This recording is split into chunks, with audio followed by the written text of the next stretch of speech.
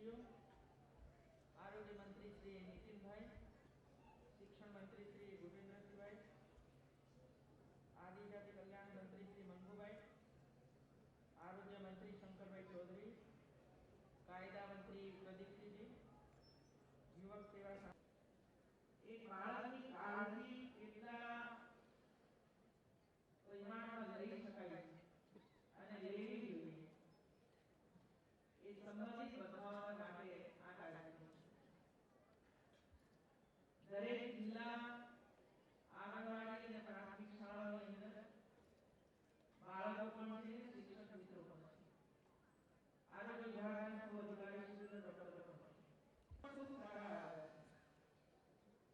ધીરે ધીરે કરીને એમાં નવા પ્રકારના રોગો અને જેને આપણે રોગેના નહોતા એવા રોગોનો પણ આની અંદર સમાવેશ કર્યો છે। અને જે આ કહીએ તો લગભગ બાળકોને અને માતાઓને થતા રોગો એ બધા આની અંદર આવરી લેવામાં આવે છે। મારે બધાને એટલું જ કહેવાનું છે કે આ દિવસે અને આવનારા 2 મહિના સુધી જ્યારે આ કાર્યક્રમ ચાલે છે એનો સંપૂર્ણ ટાઈમ ટેબલ તમારી પાસે આવી ગયું છે। કયા ડોક્ટર ક્યારે કઈ સ્કૂલની અંદર આવવાના છે ત્યારે આપણે પહેલા તો એ કાળજી લઈએ કે એક બાળક એ દિવસે શાળાની અંદર હાજર રહે, શાળાની અંદર હાજર રહે। ગામમાં વાતાવરણ પણ એવું બનાવીએ, સરપંચોનું પણ ધ્યાન કેન્દ્રિત કરીએ। શાળાએ જતા ના હોય, 8મા ધોરણમાંથી ઉઠી ગયા હોય એવા બાળકોને પણ આની અંદર સમાવેશ કર્યો છે અને એટલે એવા બાળકો રહી ન જાય એની કાળજી આંગણવાડીની બહેનો અને પ્રાથમિક શાળા અને માધ્યમિક શાળાના શિક્ષક મિત્રો અવશ્ય લેશે એવી મારી બધાને વિનંતી। કારણ કે લગભગ 6-7 કલાક જેટલો સમય અને તે પણ સામે બાળકો આપણી સામે હોય। ઘરમાં તો બાળક આવજા કરતું હોય, બહાર રમતું હોય, એટલે એનામાં જે રહેલી ખામીઓ છે એ કદાચ એની માં ઓછું ભણેલી હોવાને કારણે અથવા પરિવારમાં એનું ધ્યાન કેન્દ્રિત ન થવાને કારણે એ દૂર રહી જાય છે અને ખબર નથી પડતી। પણ આપણી સામે જ્યારે 6-7 કલાક બાળકો બેસતા હોય ત્યારે એના વ્યવહાર, એનું વર્તન, એની બેસવાની વ્યવસ્થા, એનું ખાવા, આ બધું જ આપણા ધ્યાન ઉપર થવું જોઈએ। એ કેમ આમ કરે છે, કેમ ખાતો નથી, કારણ શું છે, કેમ લખતો નથી, ગમતું એને કેમ નથી ભણવાનું, આ બધી બાબતો પાછળ કોઈ ને કોઈ કારણ હોય અને એ કારણ શિક્ષક મિત્રો જ શોધી શકશે। ઘરમાં તો કદાચ એ વર્તન કરશે તો એક જ લાખો માં મારી દેશે, બેન જા, ચલ બહાર જતો રહે, ચલ ઊંઘી જા, એમ કરીને એને ટાળવાનો પ્રયાસ કરે। અને એટલા માટે શિક્ષક મિત્રોને મારી વિનંતી છે અને આ હું એટલા માટે કહું છું કે હમણાં છેલ્લે ગુણોત્સવની અંદર હું તાપી જિલ્લાની અંદર દૂર દૂરના ગામડાઓમાં ગઈ હતી અને નક્કી કરીને ગઈ હતી કે મારે કોઈ અહીં નજીકમાં નથી જવું, છેલ્લે મહારાષ્ટ્રની બોર્ડર ઉપર આવેલા ગામડાઓ સુધી સરકારે પહોંચવું જોઈએ। અને એટલે જ્યારે હું ત્યાં ગઈ અને ત્યાં પ્રાથમિક શાળાના શિક્ષકો સાથે જ્યારે હું વાતચીત કરતી હતી, બાળકો સાથે જ્યારે હું વાતચીત કરતી હતી ત્યારે મારા ધ્યાન ઉપર કેટલીક બાબતો આવી હતી અને ત્યારે હું શિક્ષકોને પૂછતી હતી કે આ બાળકમાં આ પ્રકારની ખામી છે, તમને ખબર પડે છે ખરી? ત્યારે શિક્ષકોએ મને ના પાડી કે અમને ખબર નથી હોતી। મેન્ટલી રિટાર્ડેડ બાળકો, સતત તાવ આવતો હોય એવા બાળકો, સાંભળી ન શકતા હોય એવા બાળકો, જો આ આપણા ધ્યાન ઉપર ન આવે અને આખું વર્ષ એ બાળકોને આપણે ભણાવીએ, આખું વર્ષ આખું વર્ષ આપણે ભણાવતા હોઈએ તો આપણા ધ્યાન ઉપર બધી બાબતો આવવી જોઈએ કે આટલા બાળકો સતત માદા રહે છે. કોઈને તાવ આવે છે, કોઈને પેટમાં દુખે છે, કોઈને માથું દુખે છે, કોઈને આંખમાં તકલીફ છે, કોઈને ઘરમાં તકલીફ છે, એટલે નથી આવતા. અને એટલા માટે આખું વર્ષ જો બાળકો પ્રત્યે ધ્યાન કેન્દ્રિત કર્યું હોય, ભણાવતા ભણાવતા અભ્યાસ કરાવતા, બાળકોને અભ્યાસ કરવામાં ક્યાં ખામી પડે છે, બીજા બાળકોની હરોળમાં કેટલા બાળકો પાછળ પડે છે,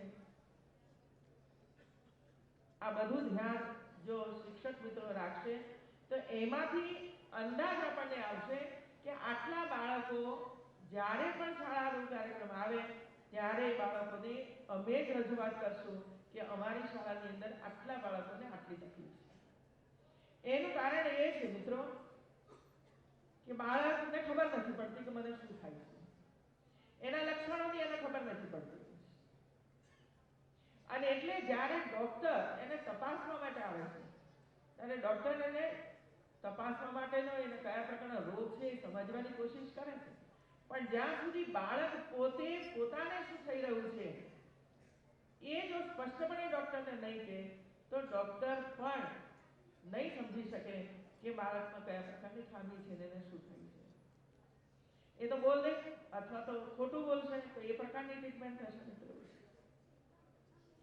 અને એટલે એ વખતે આવ્યા પછી મેં જરા અધિકારીશ્રીઓને કહ્યું હતું કે તમે શિક્ષકો પાસે ફોર્મ કરાવો કે તમારા વર્ગની અંદર 7મું 8મું 5મા ધોરણની અંદર કેટલા બાળકો છે નામ સાથે કે જે બાળકો અનિયમિત આવે છે, અનિયમિત આવવાના પાછળના કારણો શું છે, કેટલાક બાળકો બેધ્યાન રહે છે, કેટલા બાળકો ભણવાની અંદર પાછળ પડી રહ્યા છે, એની પાછળ પણ માનસિક રીતે જે વિકાસ થવો જોઈએ, શારીરિક અને માનસિક જે રીતે વિકાસ થવો જોઈએ એ રીતે વિકાસ ન થવાને કારણે એ પ્રશ્નો ઊભા થાય છે. તો એની દવા શક્ય છે મિત્રો, એની સારવાર શક્ય છે. એક બીજું, હજુ પણ એવા પરિવારો છે કે જે પરિવારોને આ બધી સારવાર ફ્રીમાં થાય છે એની ખબર નથી. અને એટલા માટે પરિવાર પોતાના બાળકને બચાવવા માટે એ કોઈ ને કોઈ ખાનગી હોસ્પિટલોની અંદર હજુ પણ જાય છે. અને એના 2 ઉદાહરણ હમણાં જ મારી સમક્ષ આવ્યા હતા. ઠીક છે, પેપરના માધ્યમ દ્વારા બાળકોને પછી સરસ મજાની ટ્રીટમેન્ટ મળી રહે છે.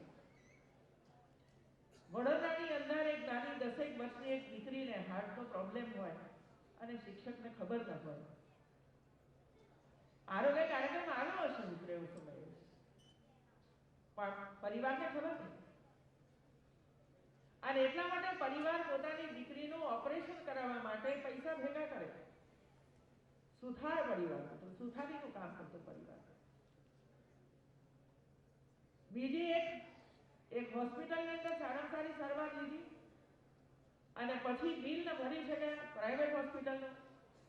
અને એટલા માટે પેપરોની અંદર જાહેરાત આવે કે આ પરિવાર ગરીબ છે, એને આ હોસ્પિટલનું ઓપરેશન કરાવ્યું છે અને એટલા માટે એને મદદ કરો. સારું છે, હજુ સમાજની અંદર આ પ્રકારનો એક ભાવ પડેલો છે જેથી કરી 5,000, 10,000, 25,000, લાખ રૂપિયા આપી અને એનું બિલ ભરપાઈ કરે છે. પણ મારો પ્રશ્ન એ છે મિત્રો કે આપણી શાળાઓની અંદર જ્યારે આ પ્રકારના કાર્યક્રમો ચાલતા હોય ત્યારે ઘર ઘર સુધી, બાળક સુધી આ વાત પહોંચવી જોઈએ કે તમારે કોઈ પણ પ્રાઇવેટ હોસ્પિટલમાં જવાની જરૂર નથી. કોઈ પણ રોગ હશે એની સારવાર વિના મૂલ્યે રાજ્ય સરકાર કરી રહી છે. આપણી જવાબદારી છે.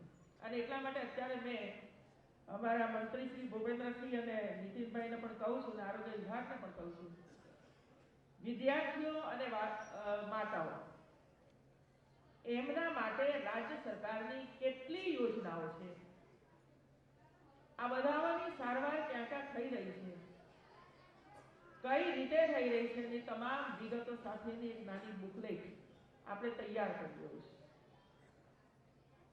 કારણ સ્વાભાવિક છે કે 25 પ્રકારની સારવાર હોસ્પિટલોની અંદર થાય છે. આ 25 પ્રકારની સારવાર કદાચ મને પણ યાદ ના રહે, શિક્ષકોને પણ યાદ ન રહે, અને ચૂંટાયેલા જનપ્રતિનિધિઓને પણ યાદ ના હોય. અને એટલે જ્યારે કોઈ પરિવાર અમારી પાસે આવે ત્યારે વિચાર કરે હા આ કંઈ થતું હશે કે નહીં થતું મને ખબર નથી એમ કરીને આપણે છોડી દઈએ. પણ જો પ્રાથમિક શાળાની અંદર આવી બુકલેટો હશે, શિક્ષકો પાસે આ માહિતી ઉપલબ્ધ હશે, ગામના સરપંચ પાસે આ માહિતીઓ હશે, તો હું માનું છું કે ઘણો મોટો ફાયદો પરિવારોને થશે. અને આવા પરિવારો આની અંદરથી કરોડો લાખો રૂપિયાનો ખર્ચ કરતા બચી જશે. બીજું, અનેક પ્રકારની નવી યોજનાઓ આ વર્ષે આની અંદર દાખલ થઈ છે. દાખલા તરીકે જન્મજાત ખામીઓ બાળકોમાં હોય છે. જન્મતી વખતે જ કેટલી ખામીઓ પેદા થઈ જાય છે. અને એટલે એની ખામી જ્યારે એને ઉદ્ભવે છે ત્યારે તાત્કાલિક ડોક્ટરની આવશ્યકતા પડે. પણ જો હોસ્પિટલની અંદર એની ડિલિવરી ન થાય માતાની અને ઘરની અંદર ડિલિવરી થાય તો પછી એની સારવાર નહીં થઈ શકે ત્યાં, કારણ કે એમને ખબર જ નહીં પડે કે એને શું થયું છે.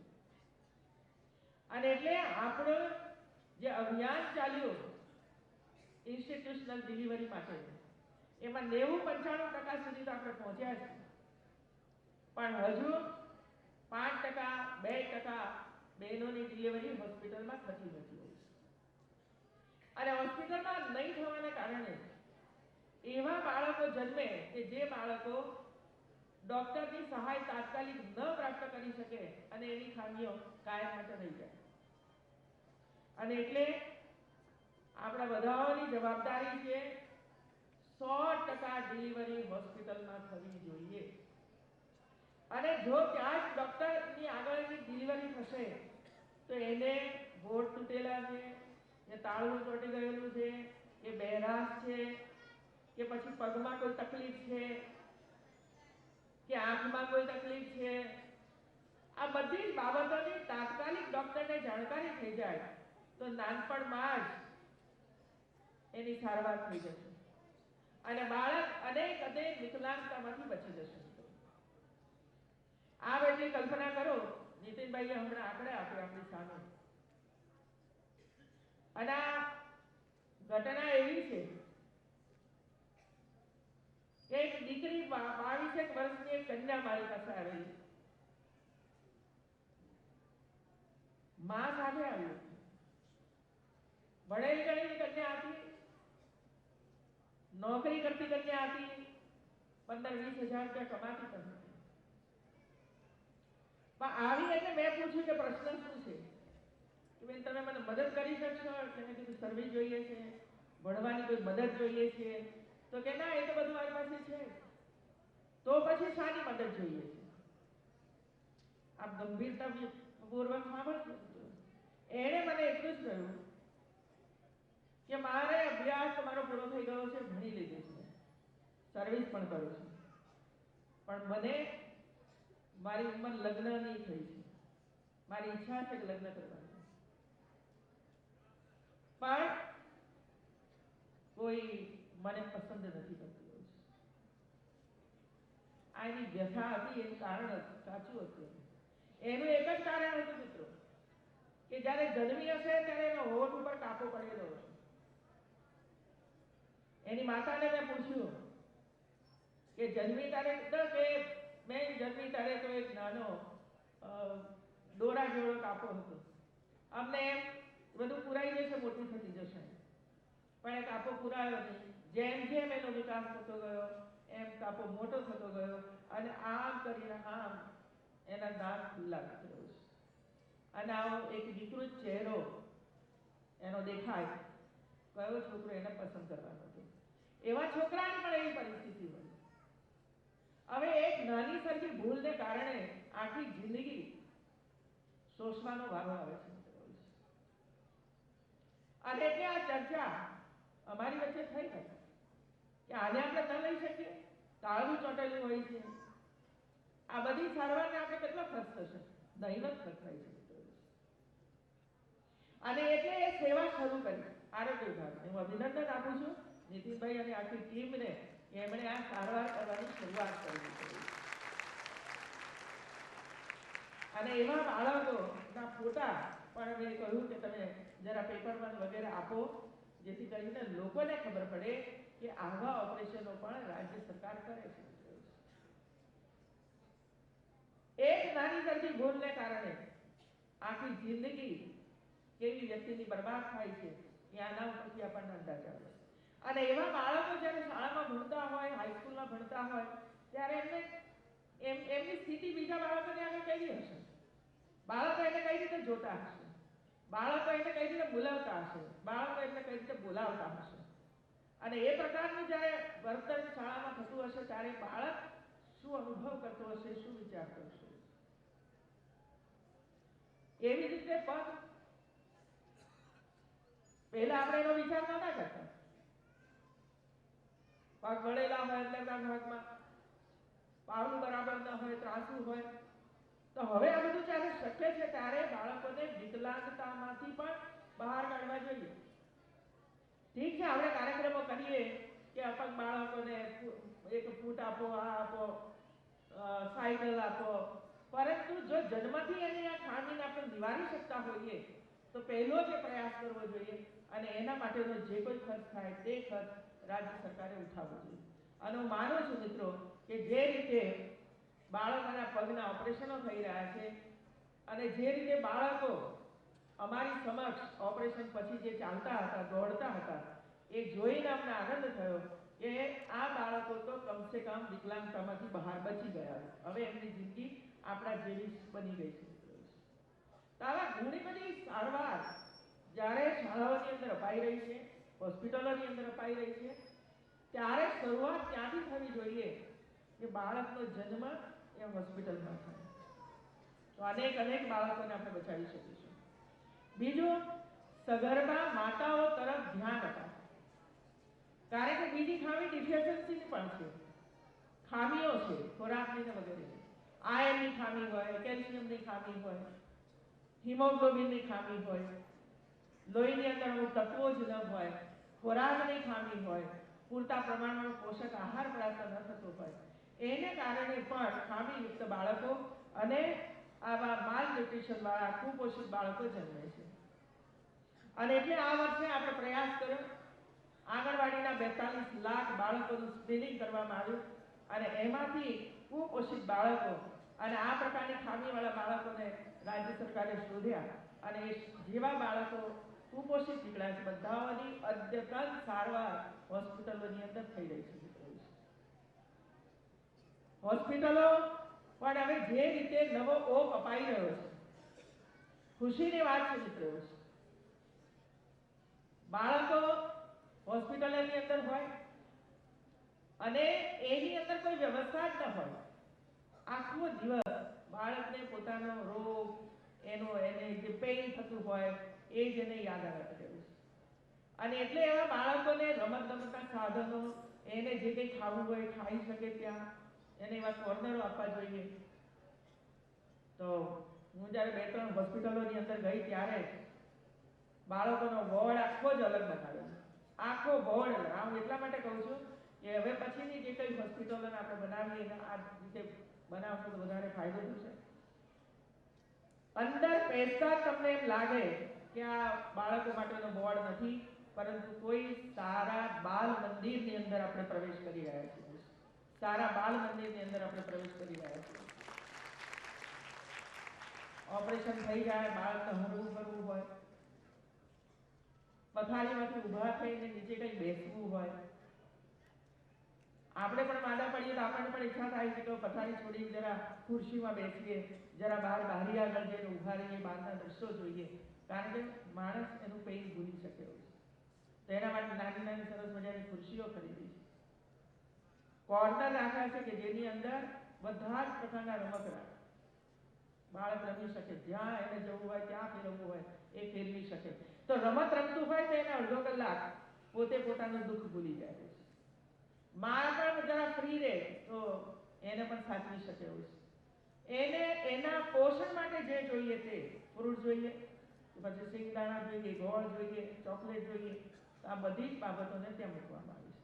અને એનાથી તો વધારે જેટલી પણ દિવાલો હોય એ દિવાલોને સરસ મજાના એટલે ફ્રૂટ્સને પેઇન્ટિંગ કરેલું હોય, જેથી કરીને બાળક 5 વર્ષનું હોય, 6 વર્ષનું, 7 વર્ષનું, 8 વર્ષનું હોય અને 15 દિવસ રોકાવાનું હોય તો એ પણ એનું ભૂલી ન જાય કે ભાઈ આ કેળા દોર્યું છે કે આ એપલ છે કે આ ફલાણું છે, આ 1 થી 10 6 સુધીના અંગ્રેજી, ગુજરાતી વગેરે વગેરે. તો આ પ્રકારનો આખો એક નવો વિચાર એ આરોગ્ય વિભાગે શરૂ કર્યો છે અને બાળકો એટલા હસતા ખેલતા પોતાનું દુઃખ ભૂલીને આજુબાજુ ઘૂમતા હતા, ફરતા હતા એવા દ્રશ્યો અમે લોકોએ ત્યાં જોયા નીકળ્યું છે. માતાઓ પણ ખુશ હતી કે અમારો અડધો સમય તો આની અંદર જ બાળકોનો જાય છે એટલે અમે પણ ફ્રી રહીએ છીએ એવું છે. તો આ પ્રકારના વિચારો જ્યારે આરોગ્ય વિભાગે કર્યા છે ત્યારે એક સારો મેસેજ આખા દેશની અંદર ગયો છે કે હોસ્પિટલ એટલે ડોક્ટર, નર્સ અને દર્દી એટલું જ પૂરતું નથી, પણ એની આજુબાજુનું આખું વાતાવરણ પણ બદલવાની આવશ્યકતાઓ છે અને એ વાતાવરણ બદલવાનો પ્રયાસ સરકારે અને આરોગ્ય વિભાગે કર્યો છે. મિત્રો, બીમારી શું કામ આવે છે? મિત્રો, આપણે બધા જાણીએ છીએ હવા, પાણીનો ખોરાક. હવા શુદ્ધ રાખવી, હવા એક શુદ્ધ રહે તો એ અડધા રોગો દૂર થઈ જાય. અને એટલા માટે સફાઈ, ટોયલેટ, શુદ્ધ પાણી, વૃક્ષારોપણ, ગામની સફાઈ, પાણીના જેટલા સ્ત્રોત હોય એની સફાઈ, શાળાની અંદરની ટોયલેટ વગેરેની સફાઈ, તો રોગ ઓટોમેટિક ઓછા થઈ જાય. પણ આના તરફ આપણું ધ્યાન ઓછું હોય અને એટલે છેલ્લા ઘણા સમયથી સફાઈના વિવિધ પ્રકારના કાર્યક્રમોનું આયોજન રાજ્ય સરકાર કરતી રહી છે. પણ રાજ્ય સરકાર આદેશ કરે કે ભાઈ 5મી સપ્ટેમ્બરથી 12મી સપ્ટેમ્બર સુધી તમે શાળાઓની સફાઈ કરો, ત્યારે આપણે શાળાની સફાઈ શરૂ કરી દેવું. એના માટે રાજ્ય સરકારનો આદેશ જોઈએ આપણને. દરેક શિક્ષક, આચાર્ય અને બધાના મનમાં આ ભાવ પડેલો હોવો જોઈએ કે સરકાર કહે કે નથી, આપણું કામ જ છે સફાઈ રાખવાનું. શાળાની સફાઈ રાખવી શિક્ષકોની જવાબદારી છે. એની અંદર કઈ સપ્તાહો ન ઉજવવાના કરીએ. આપણે ટેવો પાડીએ છીએ ધીરે ધીરે કરી દેવું છે, પણ હવે સ્વયં શિક્ષકોને થવું જોઈએ, સ્વયં બાળકોને લાગવું જોઈએ કે અમારી શાળા ચોખ્ખી હોવી જોઈએ, અમારો વર્ગખંડ ચોખ્ખો હોવો જોઈએ, અમારું પુસ્તક ચોખ્ખું હોવું જોઈએ, અમારું ટેબલ ચોખ્ખું હોવું જોઈએ, અમારું બ્લેકબોર્ડ ચોખ્ખું હોવું જોઈએ અને અમારા કપડાં પણ ચોખ્ખા હોવા જોઈએ, અમારો નખ પણ ચોખ્ખો હોવો જોઈએ, અમે જમવા બેસી ત્યારે હાથ પણ ધોઈને નાખવા જોઈએ. આ બધા પરિપત્રો કરવાના ન કરવી જોઈએ. શિક્ષણનો એક ભાગ છે. જ્યારે પણ આપણે શીખ્યા છીએ, ગ્રેજ્યુએટ થયા હશો, બીએડ કર્યું હશે, પીટીસી કર્યું હશે, ત્યારે આ એક ભાગ આવે છે એની અંદર એવું છે જેની અમલવારી આપણે કરવાની હોય છે. પાણી, હવે એવી શાળાઓ નથી કે જે પાણી ન હોય.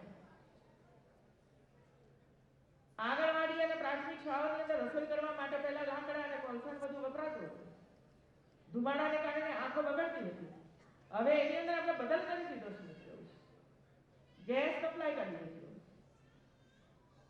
તો આ બનાવની જે આડઅસરો હતી પહેલા ધુમાડાની વગેરેની, એ તો હવે બંધ થઈ ગઈ છે. ખોરાક ઉપર ધ્યાન કેન્દ્રિત કરવું જોઈએ. કાલે બનેલી ઘટનાથી અત્યંત દુઃખ થયું હતું. શાકભાજીની અંદર ગરોળી પડે અને એ બાળકો જમે, એ કેવી રીતે કોઈ પણ સંજોગોમાં ચલાવી લેવાય છે. કેટલી બેકારી બતાવે છે હોસ્ટેલોની અંદર, એના ઉત્તમ ઉદાહરણ છે.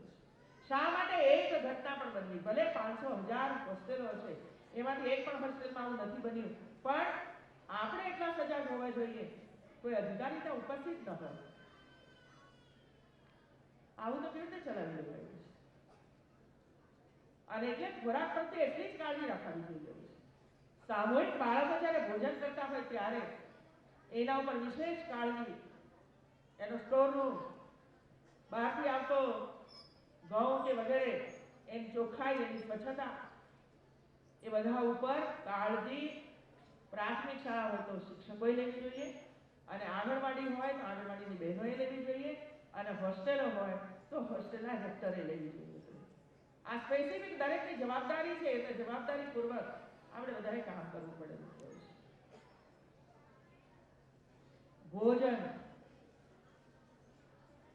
ભોજન પીરસવું, કેટલું પીરસવું, કેવી રીતે પીરસવું, આ પણ એક ટ્રેનિંગ બાળકોને આપવાની જરૂરિયાત છે જ મિત્રો. અડધો ખોરાક બગડે. અને એટલે આપણે શિક્ષકોને પણ કહીશું કે જે બાળકો પીરસતા હોય એ બાળકોને પણ પીરસતા શીખવાડવું જોઈએ. 2 વાર પીરસો, 3 વાર પીરસો, પણ એક સાથે બધું નાખી દો એટલે ફરીથી ત્યાં જવું ન પડે પીરસવા. એના માટે ગરીબને પૂરતું ભોજન ન મળતું હોય અને અહીં આપણે ભોજન બગાડીએ એ પણ એક નેશનલ વેસ્ટેજ છે. એટલે આના ઉપર પણ આપણે કાળજી લઈએ. બાળકોને પણ એ જ પ્રમાણે આપણે સમજાવવું પડે કે તમારે જેટલું લેવું હોય, જેટલું ખાવું હોય એટલું જ લેવાનું, અને વધારાનું જોઈતું હોય તો અમે તમને પાછળથી આપીશું, બીજી વાર આવીશું. તો એમને પણ તાલીમ આપવી પડે. નહીંતર આજે આપણે જોઈએ છીએ મિત્રો આખા દેશની અંદર કે કેટલો વેસ્ટેજ આપણે કરીએ છીએ. લગ્ન સમારંભો હોય તો હોટેલો હોય અથવા તો કોઈના ઘરે જમવા માટે ગયા હોઈએ ત્યારે કેટલો એઠવાડ કરીએ છીએ આપણે, એ આપણે નજર સમક્ષ છે. અને એટલે નાનપણથી જો બાળકોને આ પ્રકારની ટેવો પાડીશું તો આપણને ખૂબ મોટો ફાયદો આની અંદર થવાનો છે. આવતા સમયની અંદર 2-3 જિલ્લાઓની અંદર, શહેરોની અંદર મધ્યાહન ભોજન યોજનાના નવા રસોડાઓ તૈયાર થશે મિત્રો. ભાવનગર, જામનગર અને 1-2 જિલ્લાઓને વ્યવસ્થિત કરીને ઉત્તમ પોષકયુક્ત આહાર બાળકોને મળે એના માટે રાજ્ય સરકાર આગળ વધી રહી છે.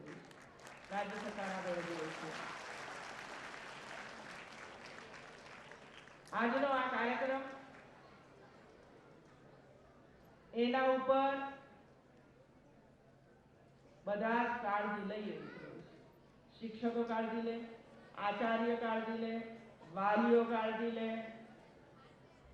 આપણા ડોક્ટરો કાળજી લે, મમતા દિવસ ઉજવાતા હોઈએ ત્યારે પણ આપણે કાળજી લઈએ, પ્રેગ્નન્ટ વુમનની નોંધણી બરાબર કરીએ, એને મળતું જે કંઈ છે એ બધું એને આપણે આપીએ.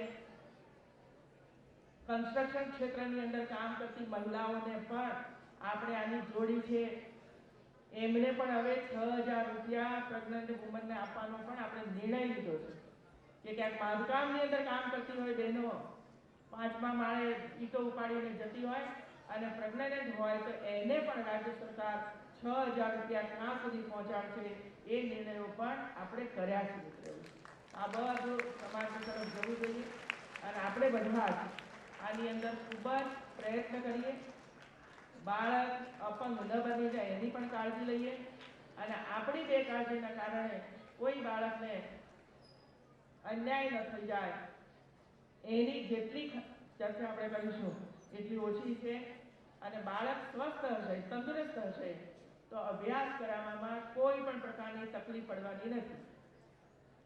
આ સનાતન સત્ય છે.